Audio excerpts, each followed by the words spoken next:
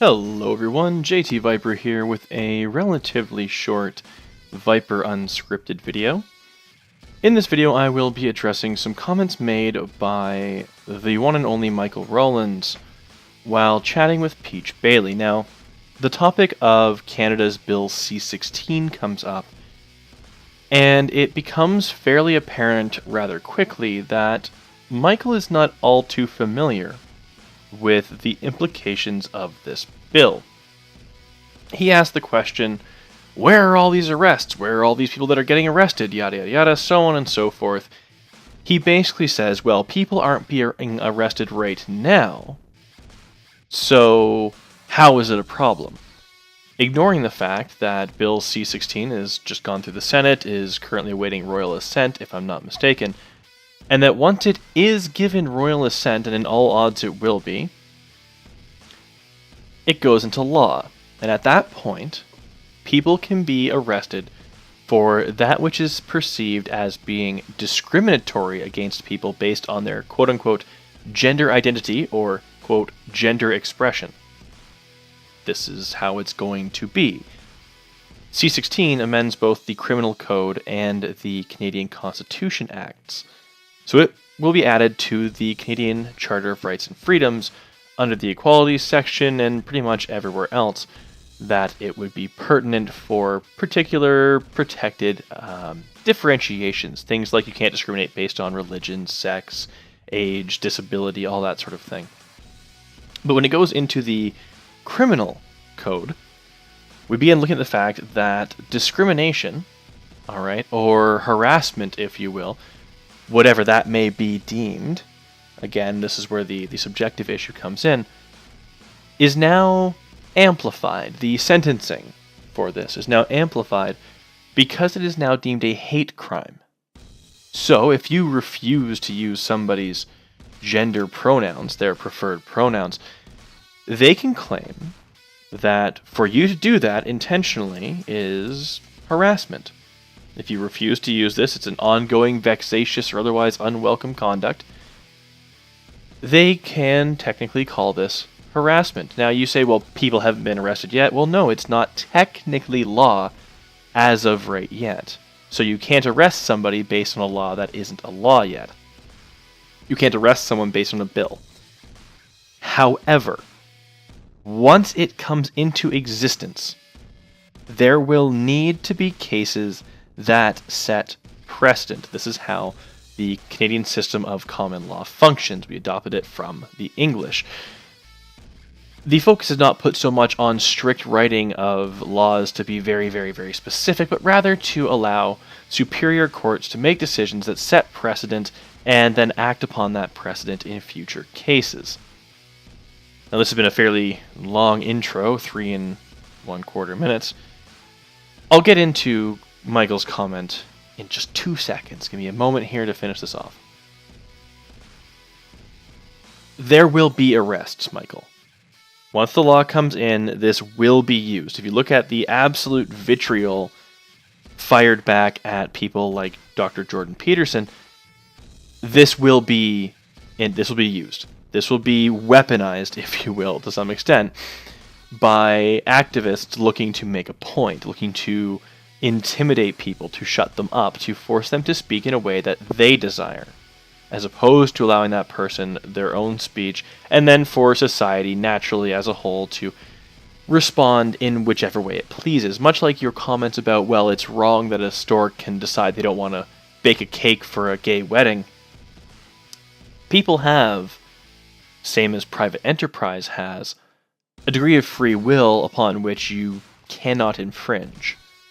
If you want to tell a business they can't do something, you want to further and further legislate that which they are allowed, that which they are not allowed to do, and that which they must do, you increasingly take away a certain degree of their freedom. You also take away the ability to have people gauge a business based on whichever factors they want. If I know that a place refuses to, say, serve black people, I'm going to say, well, you're a shithouse business, I'm not giving you my money. It allows people to essentially, and naturally in a very organic way, through individual personal choice, affect the changes they would like to see in the world. But in any case, let's get on to my major issue that I draw with your question here, and we'll expand upon it in a second. Lauren Southern went to the doctor and said, I feel like a man. I need some kind of medical certificate to say that I'm a man. And then she took that into the government office and got an ID made up which lists male as her gender. So even though she doesn't feel that way, even though, she still uses female pronouns, she could turn around and say, well, you didn't call me by my male pronouns. I have documentation to say that I'm a male. Just a little premise there from Peach to establish what it is we're speaking about in terms of the misgendering somebody issue. And here comes Michael's rebuttal, Michael's response to that particular situation. Yeah, because you can't see the difference between a shitlord piece of crap like Lauren Southern and the majority of trans people. This is the first one. This is my first problem. Can you not see the difference between a shitlord piece of shit like Lauren Southern and the majority of trans people? Well, how do you define people who are trans, Michael? If people like Riley Dennis and others who don't really go the full Monty, if you will, if they get to be called transgender just on a whim, and I have to respect everyone's pronoun based on what they say, subjectively, individual to individual, it gets a little flighty. Gets a little weak. To that end, hell, I could choose to want to be defined as something else and claim, well, that's my gender identity and gender expression. And you can't discriminate against me based on it. Really, under all this, if I go into the doctor, same as Lauren Southern did, and say, oh, well, I actually feel very much like a woman, yada, yada, yada, get the same piece of paper and get my ID changed, and then I want to apply to, say, a female-only scholarship to post-secondary education. You can no longer discriminate against me because that is my gender and my gender identity and my gender expression. I'm sorry, that's just how it is. That is how I currently feel. I currently identify that way. You have to respect it or you are violating my enshrined human rights as per Canadian law. Do you not see where that can become a problem? It leads into my main issue with the question you are just about to ask and just about to answer. Because you're kind of saying because people can take advantage of this thing and call themselves a different gender or whatever, that we should automatically disbelieve all people who don't, physically transition. And that's where you're wrong, Michael. It's not what she's saying, and if you had been listening, you ought to have known that. What Peach is pointing out here, and while I think Peach defends herself fairly well in the Hangout, I believe there's a larger issue to this that doesn't get brought up, at least not that I've seen. The issue here is that if a law is so broad in scope, if it is so vague, that it can be abused by anyone essentially on a whim, then that law needs to be rethought, that law needs to be reconsidered, and that law should most definitely not be passed, because that law is not fit for purpose. It will cause more complications, more uncertainty, and essentially, well, inevitably, more clogging of the Canadian justice system, more expenditure of taxpayer dollars on frivolous nonsense. As I mentioned, if at this point I then choose to go in and claim that I feel more like a woman than a man, and that I wish to have the identification that demonstrates that feeling, and then I want to apply for female-only scholarships, I wish to use, say, a female-oriented washroom, any number of things. Maybe I would like to join the women's hockey team, knowing that I will, by all likelihood, be able to outmuscle pretty much anyone there. It's a frivolous law, Michael. It was not carefully written. I have reviewed it. I have reviewed how it amends the Constitution Acts as well as how it amends the Criminal Code. And this will be abused. Because there are people out there looking for any reason or any way, any method by which they may beat other people. Part of that is just human nature, I suppose. But if we look at all these people who show up to protest against Jordan B. Peterson, I think it's Jordan B. Peterson. Let's go with Jordan Peterson. Nix the B for safety's sake. I'm misinitialing him in that case. If we look at the folks who show up to that, like the folks who will assault Lauren Southern and others and then lie to the police from these throngs of people, which was caught on video. Look back at Smugly Puff if you wish. We know they exist in and amongst this group. We know that they will abuse this for their own ends. And that it will, because it will be abused and because it will be frivolous and because the majority of society upon seeing it will realize just how silly it really is. It will damage things for those people who are legitimately transgender, who experience gender dysphoria, and who make honest efforts to live as the gender which they feel they are in reality.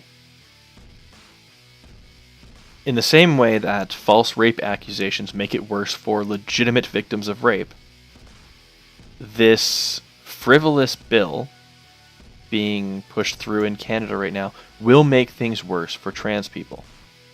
The law is overly vague and not fit for purpose.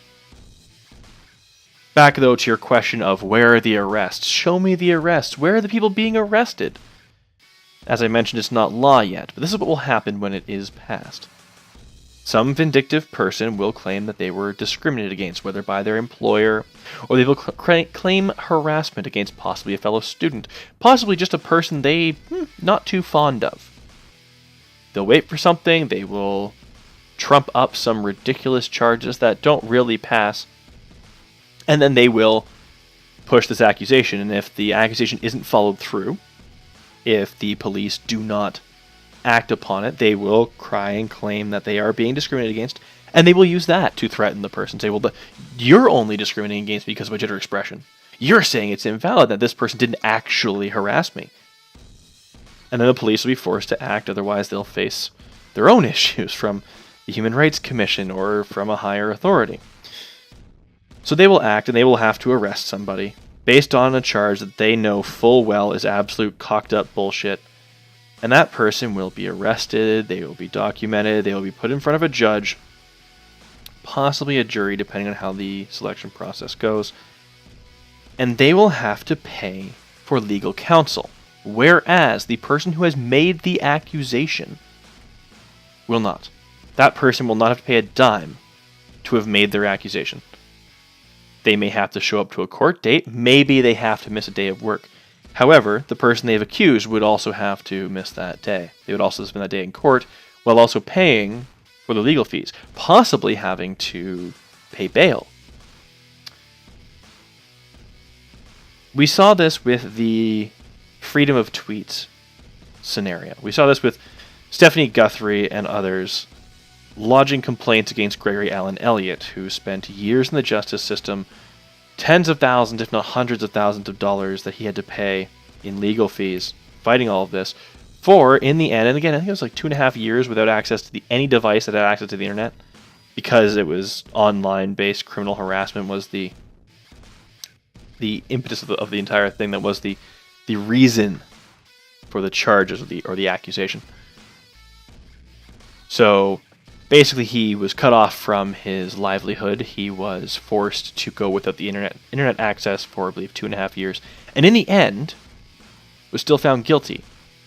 However, even though the judge threw it out saying, well, I no doubt felt that these women may have claimed to be afraid of such things, they were acting in a way that was really only goading the behavior further. And that did not demonstrate that they were probably, in all that seriousness, actually afraid or feeling criminally harassed. He was not paid for his expenditures. He had to cover, now people did crowdfund a significant amount for him, but he had to pay out of pocket for his legal fees. His accusers didn't. So whether or not he's found guilty, his name will be tarnished by it. He'll be dragged through the court of public opinion as well as the courts themselves, and he will lose a significant amount of money. He has lost a significant amount of money. This will happen with C16. People will be targeted, and the system will be used, as it has been used in the past, and the not-so-recent past, mind you, to abuse people and attack people through the long arm of the government law. If you cannot understand that, Michael, if you cannot see how this law could be abused and will likely be abused, then I can't help you. And I would just have to write you off at that point. This is not a complicated issue. This is not hard to comprehend. A vague law being abused in order to meet a certain end, to accomplish something in particular, to achieve a certain goal, is nothing new in human history, and it's nothing that we've grown past. It's nothing that we've left behind us as a better evolved or more developed society. No, this will be abused, Michael. You will see these arrests, and when we do, I will say I told you so. And you will eat crow, whether you like it or not. Peach, I respect you very much for trying to discuss issues like this with people like Michael Rowlands, but I think you're banging your head against a wall. There are some people I do believe are legitimately interested in understanding both sides. But Michael is coming into this with no real understanding of Bill C-16, claiming to speak as though he does, speaking as though he does understand what is going on with it, and trying to put up this grand argument from that position. If he were being honest, he would say, well, I don't really understand Bill C-16, and I don't understand its implications, based on, well, the whole system of the Ontario and Canadian Human Rights Commissions, and how the courts work here, and how it will be enacted once it is signed into law. He doesn't understand it. It's obvious he doesn't understand it. And he knows he doesn't understand it. He knows he hasn't looked into it personally, because if he had, he would know this. This is not complex, you need law school to figure this out sort of material. So from this point onward, I can only imagine that since he has proved himself now to be dishonest within the stream, I can't see him being all that reliable through the rest of it. Can't see him being all that reliable in general at this point. Because yeah, you can have your subjective disagreements based on what constitutes bullying and all this other nonsense that's gone on with Rowlands and Bering and the rest of the what they call themselves, the brain trust, the fisty splinters and then the Tims and everybody else. I don't really care. What I care about when I want to talk with somebody is whether or not I believe they're being honest and whether or not I believe they're being genuine in their position. And from what I can tell from good old Mikey Rowlands here, I don't think he is. I don't think we have any reason to believe that Michael is being upfront and honest with you. And I would be very skeptical of any further comments made by good old MR here. Wow, if I was Canadian, I might actually call him MR. A. No. Okay, terrible joke, but in any case, that's been this little chunk of Viper Unscripted. If you weren't familiar with how C-16 is going to work, you should have a basic idea now, and if anybody brings up this whole, oh no, it'll get arrested, oh, it won't be used like that, just remember Gregory Allen Elliott and the whole freedom of tweets issue. That should be all the example you need. Have a good night, everybody.